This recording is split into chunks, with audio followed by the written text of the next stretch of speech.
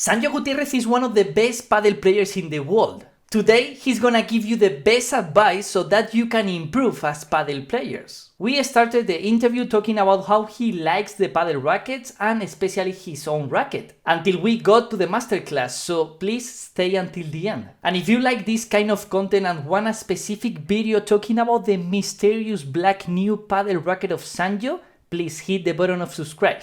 ¿Cómo le gustan las palas a Sanjo? A mí me gusta que tenga ese poquito de potencia, o sea que me gusta un poco que sea un poquito más pesada en la punta que hacia abajo, pero que siempre tenga control. Siempre. ¿El control qué se lo da a tu pala? A la mía Sí. la mano. Ah. A la tuya será el tuyo. No, pero yo estoy muy de acuerdo porque la gente se piensa muchas veces que es el arco en vez del arquero. Y la pala influye mucho, pero al fin y al cabo, o sea, si tú eres bueno es porque tú eres bueno.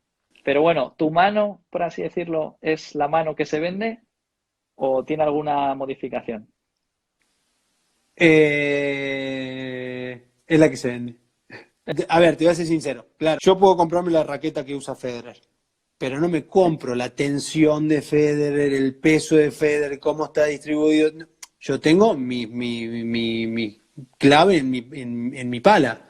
Por ahí a mí me gusta que en vez de pesar 375, pese 400. Es la realidad. Mi pala pesa 393 gramos, más 2 cubre grip se me va a 400 y pico. Y la gente dice, no, es que yo quiero tu pala, pero si con mi pala se te rompe el brazo. ¿Vos jugás con la misma que venden? Sí. El mismo color, todo igual, pero quiero que pese 400 gramos en vez de 375. Y lo normal es que la gente pida la de 375. ¿La goma es la misma? Sí. Cuando acabas los partidos, ¿estás bien? Es decir, ¿ya estás tan entrenado que no notas ese peso durante un tiempo prolongado? Bueno, es costumbre también. Vengo jugando hace mucho tiempo con un peso parecido. A mí me pasó todo lo contrario. En una época, por cuidarme, dije, voy a bajar un poco de peso y voy a agarrar una goma más blanda. Me la hicieron. Me salió epitrocleitis. 1 año y 2 meses con epitrocleitis. Por bajar de peso y modificar la goma. Tuve que volver a subir de peso y volver a mi goma habitual. A una goma bastante dura, por así decirlo. Una goma un poquito más dura, un poquito más densa. Fíjate. Madre mía. ¿Y Todo al cuántas revés. palas usas al año, Sanjo? No te lo sé contestar. Más o menos unas 15, 14, 15. O sea, Más o una al menos. mes, una al mes. Sí, pero porque le damos todos los días y la pala se termina ablandando mucho y te cambia mucho. No es lo mismo la pala a los 15 días que al mes y medio. ¿Y pides modificaciones dependiendo dónde juegues? Es decir, juegas en Valladolid y... No. Hay muchos jugadores que lo hacen eso, que cambian la goma y eso. Yo no puedo, imposible. Yo parece que tengo facilidad, pero no te creas, ¿eh? Me cambias la pala y las tiro todas afuera. Te lo por juro. cosa mental, No es mental. Yo tengo una manera de jugar, por ejemplo, Vela es un jugador que hace cambios de velocidad, ralentizando por ahí el impacto. Yo lo hago todos con los efectos, juego con los efectos. Por ahí no ralentizo, pero toco un poquito más, menos la bola, la corto un poco más, la corto un poco menos, le doy un poquito más plano. En el momento que me cambio la goma, al tocarla menos, no la siento. Por eso juego con pala dura, porque necesito sentir hasta el último momento cuando dejé de tocar la bola. Evidentemente, mientras mejor técnica tenés, el techo es más alto.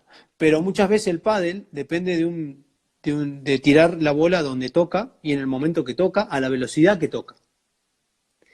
Y eso, por más que pegues muy linda a la derecha, por más que pegues muy lindo el revés y volees de loco, porque hay millones de jugadores que volean mejor que yo y que pegan mejor la derecha, el revés y el smash, por ahí no sabe interpretar eso.